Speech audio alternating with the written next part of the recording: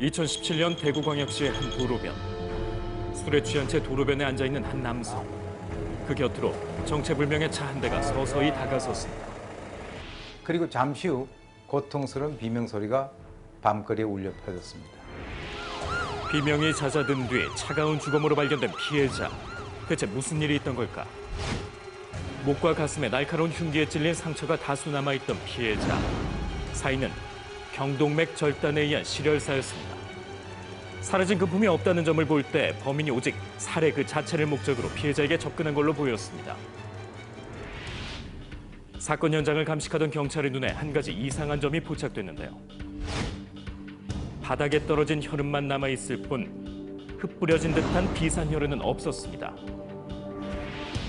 정황상 범인이 차문을 사이에 둔 채로 피해자에게 흉기를 휘둘렀고 차 외벽에 혈흔이 튄 것으로 보였습니다. 피해자 신원을 확인한 경찰은 특이한 사실을 발견하게 됩니다. 이게 대체 어떻게 된 일일까? 누군가에게 살해된 채 발견된 피해자. 납치 혐의로 수배 중인 상태였습니다. 네, 경찰입니다. 무엇을 도와드릴까요? 제 동생이 납치됐는데 좀 빨리 도와주세요. 도와주세요. 얼마 전까지 동생이랑 사귀던 남자친구가 제 동생 납치했다고요. 헤어진 전 여자친구를 납치하고 사라진 피해자가 그의 시신으로 발견된 건데요.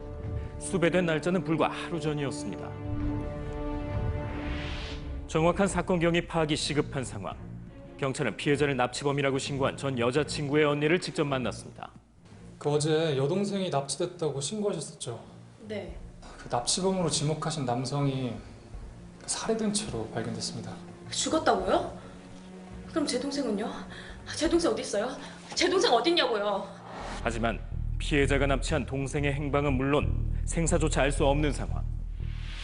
그 동생이 납치되던 날 무슨 일이 있었는지 그 기억나는 대로 자세히 좀 말해주세요. 그러니까 그날 잠을 자고 있었는데 이상한 인기척이 들리더라고요. 사건 발생 하루 전. 당신 누구야? 뭐야? 나오라고!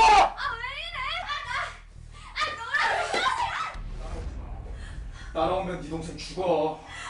끌려가는 동생을 끝까지 쫓아가고 싶었지만 피해자의 협박에 그럴 수가 없었다는 겁니다. 피해자가 밤중에 무단 침입해 동생을 납치했다는 언니의 말은 사실일까? 지하주차장 CCTV 확인 결과 피해자가 저항하는 전 여자친구를 강제로 차에 태우고 사라지는 광경이 목격됩니다. 평소 서로 비밀이 없을 정도로 동생과 가까웠다는 언니는 동생에게 남자친구가 생긴 이후부터는 모든 악몽이 시작됐다고 주장합니다. 동생이 피해자를 처음 소개해줬을 때부터 꺼림칙한 느낌을 지울 수 없었다는 언니. 나 화장실 좀. 야, 너 언니 말 똑똑히 들어. 쟤 아니야. 아니 이렇게 남자 보는 눈이 없어서 어떡하냐? 어? 아니야, 낯가려서 그래. 나한테 얼마나 잘해주는데. 하지만 피해자에게 푹 빠져있던 동생은 자신의 말을 듣지 않았다는데요. 그 남자 만난 뒤부터 표정도 어두워지고 말도 없어졌거든요. 요새 무슨 일 있어? 아니야, 뭐 아무 일도 없어. 표정 왜 그래? 아무 일도 없어. 뭘 있어. 이거 누가 그랬어? 나 덜렁거리는 거 알잖아. 며칠 전에 부딪혀서 그래. 누가 그랬냐고. 아, 부딪혀서 그렇다고. 빨리 얘기해. 당황해 이게 뭐가 얼버무리며 부딪힌 거야? 자리를 뜬 동생.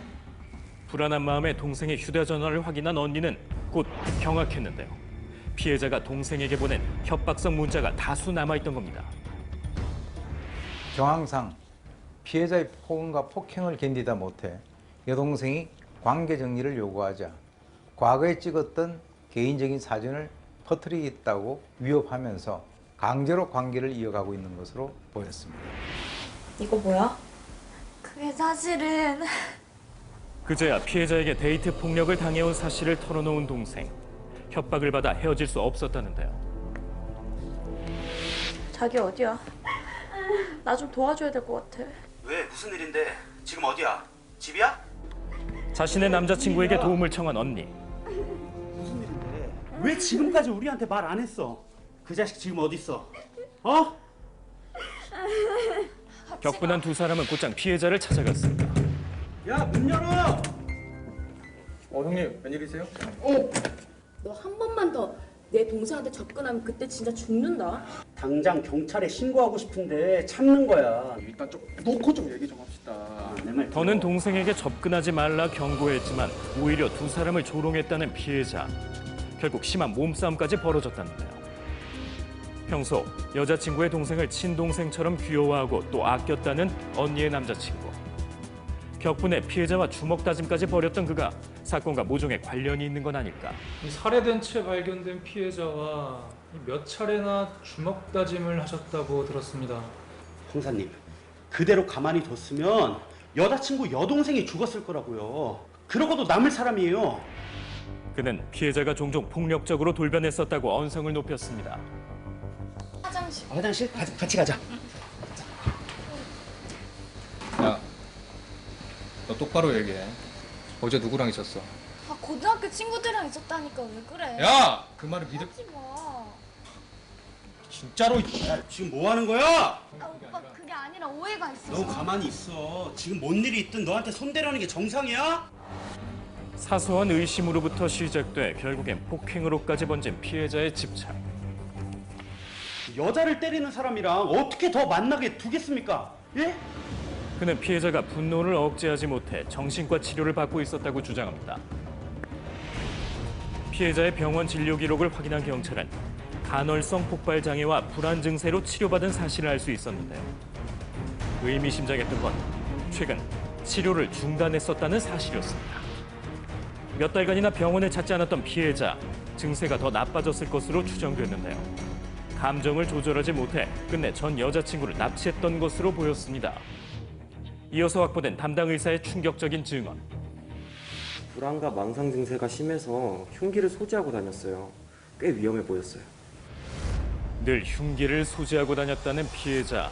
경찰은 곧 결정적 단서를 하나 포착합니다. 피해자의 목과 가슴의 상처가 피해자가 평상시 소지하고 다녔다는 흉기의 형태와 정확히 일치하고 있다는 사실도 확인했습니다. 즉 범인이 피해자의 흉기를 빼서 범행을 저지른 것으로 추정됐습니다. 그렇다면 피해자에게 납치된 뒤로 종적이 묘연해진 문제의 여성은 지금 도대체 어디에 있는 것일까? 여성의 휴대전화 위치를 조회했지만 납치된 이후부터 지금껏 전원이 꺼져 있어 현재 위치를 확인할 방법은 없었습니다. 한순간에 연기처럼 사라져버린 여성. 생사조차 알 수 없는 상황이었는데요. 피해자에게 납치되는 과정에서 저항하던 전 여자친구가 우발적으로 피해자를 살해한 것일 수도 있었습니다. 그로부터 며칠 뒤 경찰서로 찾아온 언니. 곧 믿기 어려운 광경이 눈에 들어옵니다. 담당 수사관 앞으로 다가온 언니 옆에 서 있던 건 바로 납치된 뒤 행방불명됐던 동생이었습니다. 아니 이게 어떻게 된 일인지 설명 좀 해주세요. 그 사람이 강제로 저를 차에 태워서 인적이 드문 곳으로 갔어요. 아니 우리 내려서 얘기하자. 어? 우리 내려서 얘기해. 아, 좀 조용히 좀 하라고. 이대로 가다가 목숨을 잃을 수 있겠다는 생각에 차에서 뛰어내려 달아났다는 동생. 이후 피해자에게 다시 붙잡힐까 두려워 야산에 숨어 있었다는 겁니다. 저도 그때 제정신 아니었어요. 이대로 가다가 진짜 죽을 것 같았다고요. 아니 그럼 왜 진작에 신고를 안 하신 거예요? 다시 납치당할까 봐 숨어 있었어요. 근데 그 사람 죽은 것도 진짜 언니 만나고서 알았어요. 전 죄 없어요. 납치 직후 탈출해 야산에 숨어 있었다는 동생의 진술을 쉽게 믿기 어려웠는데요. 세 명의 용의자 모두 피해자에게 원한을 가졌다는 점에서 범행 동기가 뚜렷했지만 심증만 있을 뿐 물증은 없었습니다. 도대체 누가 피해자를 살해한 범인인지 특정할 수 있는 단서는 확보할 수가 없었는데요. 그때 수사팀 내부에서 한 가지 가정이 제기됩니다. 피해자에게 흉기를 빼앗기 위해 거칠게 몸싸움을 벌였을 것으로 보이는 범인. 피해자의 저항이나 도주를 막기 위해 목, 어깨, 팔목 등을 붙잡고 범행을 저지르는 경우가 있는데 강한 압력에 의해 피부 표피에 범인 지문이 남을 가능성이 있습니다. 마그나 제트 블랙 파우더라는 곱게 간 쇳가루를 뿌리고 신체 부위에 도포한 후 요철의 세부가 가장 잘 드러나는 방향으로 조명을 비춰 감식하는 방법이 있습니다. 희미한 압박 흔적이 남아있던 피해자의 손목. 범인이 피해자를 붙잡은 것으로 보였는데요. 손목 부근을 조심스레 정밀 감식한 결과 마침내 흐릿한 지문 한 점이 발견됐습니다. 피해자를 잔혹하게 살해한 범인의 정체는 바로 언니의 남자친구로 드러났습니다. 피해자 피부에서 검출된 지문이 당신의 지문과 정확히 일치합니다. 피해자 왜 살해했습니까? 그 사람이 먼저 흉기를 꺼냈어요. 전 정말 죽일 생각 없었습니다. 이별 후에도 계속된 피해자의 병적인 집착. 여기가 어디라고 와? 가자, 할 말 있어. 나 할 말 없어. 누구한테서? 아, 좀 빠지시라고요.